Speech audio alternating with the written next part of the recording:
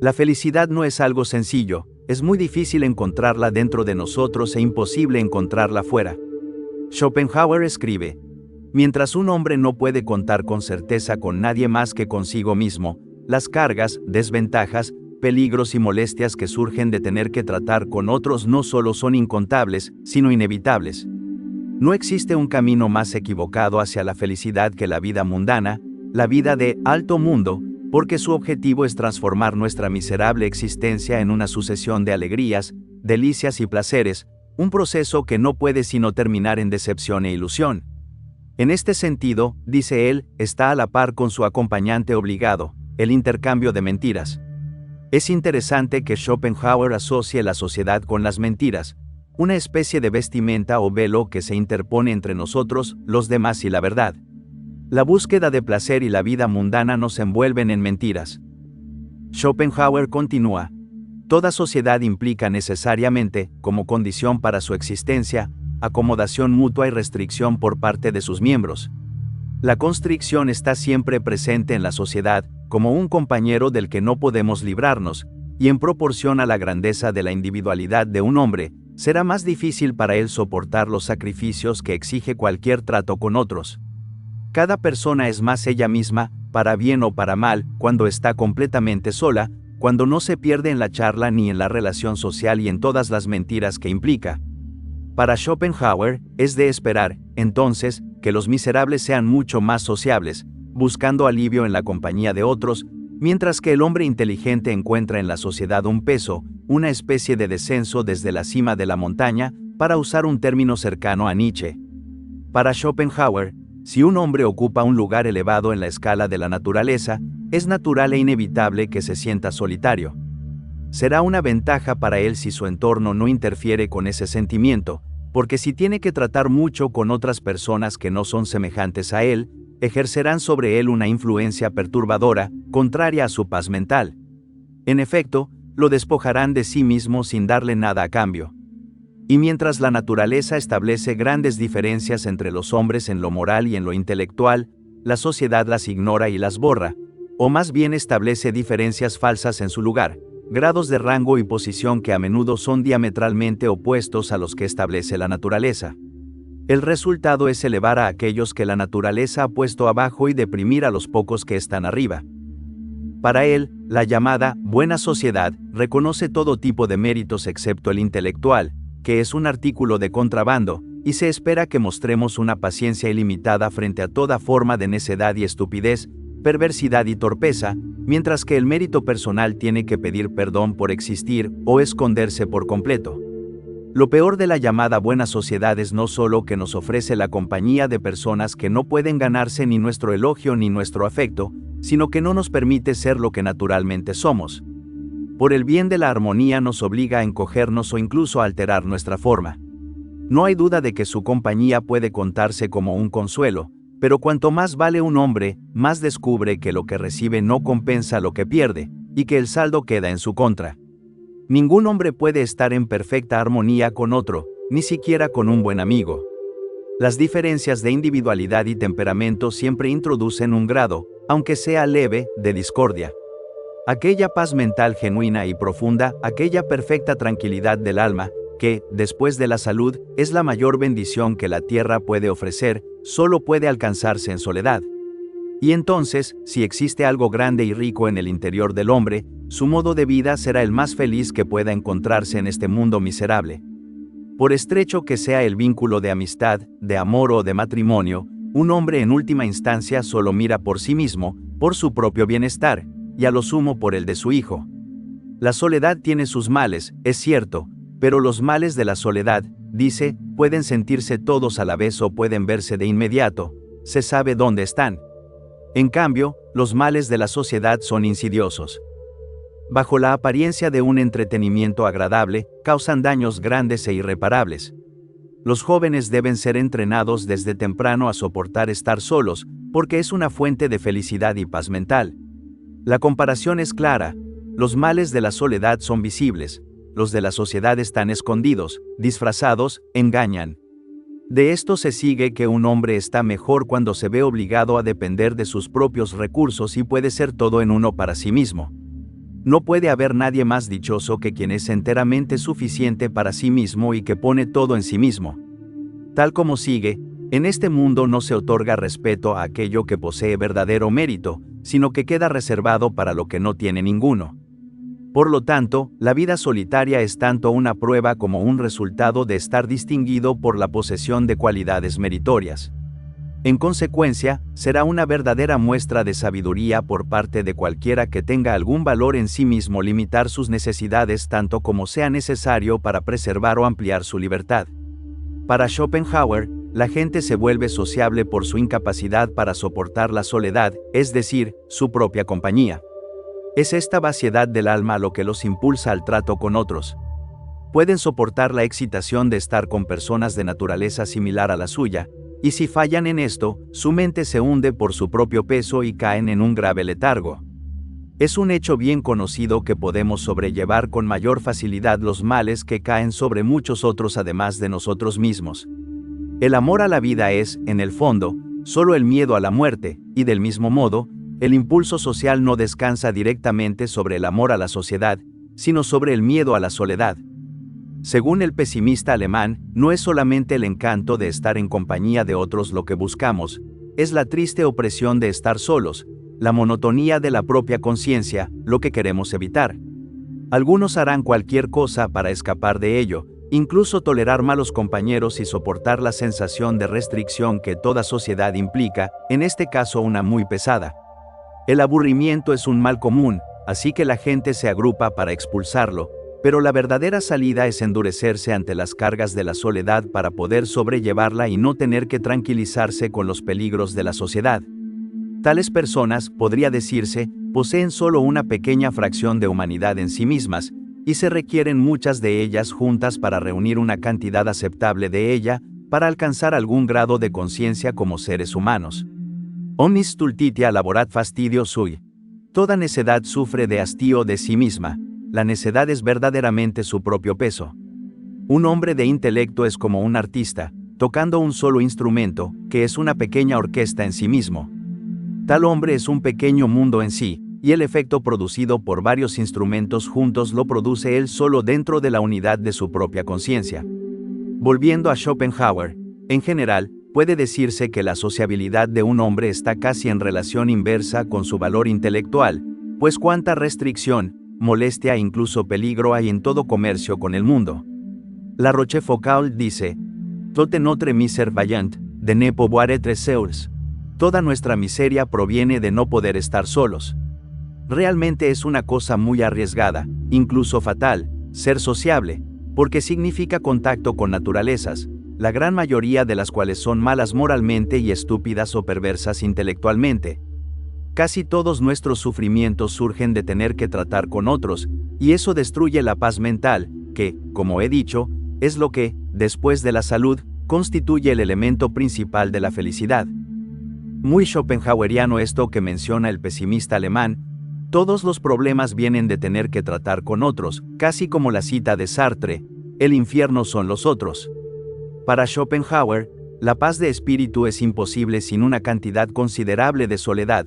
Los cínicos renunciaron a toda propiedad privada para alcanzar la dicha de no tener nada que les preocupara. Bernardin de Saint-Pierre hace la observación, muy excelente y pertinente, de que la moderación respecto a la comida es un medio para la salud, y la moderación respecto a la sociedad es un medio para la tranquilidad.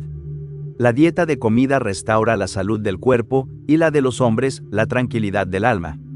Schopenhauer sigue con lo siguiente: llegar a estar pronto en términos amistosos o incluso afectuosos con la soledad es como encontrar una mina de oro, pero esto no es algo que cualquiera pueda hacer. La razón principal del trato social es la necesidad mutua, y tan pronto como ésta se satisface, el aburrimiento impulsa a la gente otra vez a agruparse. Si no fuera por estas dos razones, un hombre probablemente elegiría permanecer solo, aunque solo fuera porque la soledad es el único estado que da pleno juego a ese sentimiento de importancia exclusiva que todo hombre tiene de sí mismo, como si fuera la única persona en el mundo.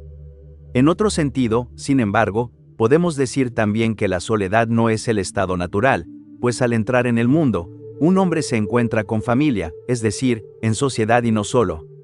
No puede decirse, entonces, que el amor por la soledad sea un rasgo original de la naturaleza humana, más bien es el resultado de la experiencia y la reflexión. Un hombre anciano que ha sobrevivido a todos sus amigos y que es ya indiferente, o incluso ajeno, a los placeres de la vida, encuentra su verdadero elemento en la soledad. Así que parece que Schopenhauer nos dice que un par de cosas son inversamente proporcionales a nuestra sociabilidad, nuestra edad y nuestra capacidad intelectual. Ambas hacen disminuir la sociabilidad a medida que aumentan. Esta tendencia, como sigue Schopenhauer, no es puramente natural, no surge como una necesidad directa de la naturaleza humana. Es más bien el efecto de la experiencia por la que pasamos, el producto de la reflexión sobre cuáles son realmente nuestras necesidades, derivado sobre todo de la comprensión que alcanzamos acerca del miserable material del que la mayoría de las personas están hechas, ya sea que se mire su moral o su intelecto. Lo peor de todo es que, en el individuo, las deficiencias morales e intelectuales están estrechamente unidas y se apoyan mutuamente, de modo que surgen toda clase de consecuencias desagradables. Incluso Voltaire, ese francés tan sociable, se vio obligado a admitir que por todas partes hay multitudes de personas que no merecen ser escuchadas. Hallarás un sentimiento similar en el poeta persa Saadi, en su Jardín de Rosas. Desde entonces nos hemos despedido de la sociedad, prefiriendo el camino del retiro, porque en la soledad existe seguridad. Angelus Silesius, un escritor muy delicado y cristiano, confiesa lo mismo con su lenguaje místico. Herodes, dice, es el enemigo común, y cuando, como a José, Dios nos advierte del peligro, huimos del mundo hacia la soledad, Belén hacia Egipto, o de lo contrario nos esperan el sufrimiento y la muerte. Tal como vemos, esta es una paráfrasis poética. Herodes es el enemigo del alma, a José Dios le reveló el peligro en un sueño. El mundo es Belén, Egipto es la soledad.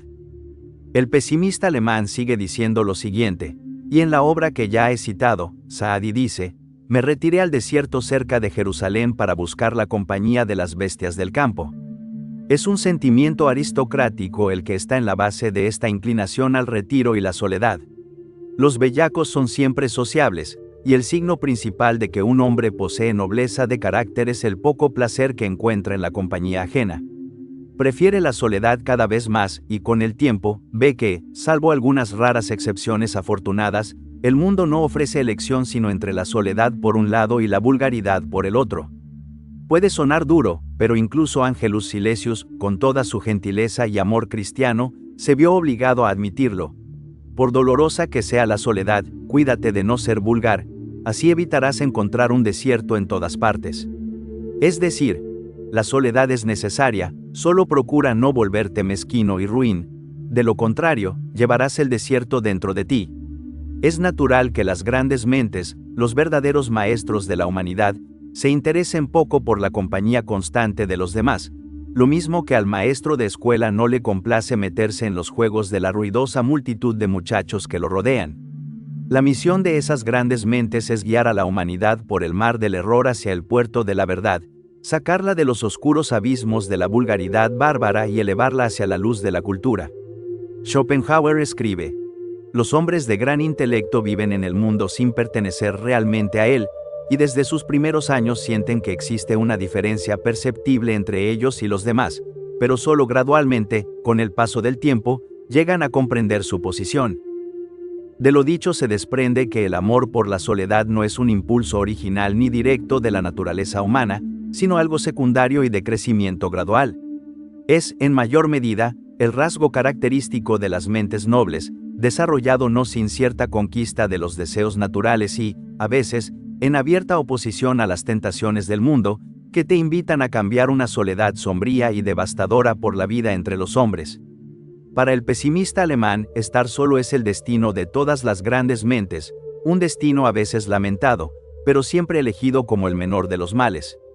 Con el tiempo, se vuelve más fácil decir sapere aude, atrévete a ser sabio, y, después de los 60, la inclinación a estar solo se convierte casi en un instinto natural.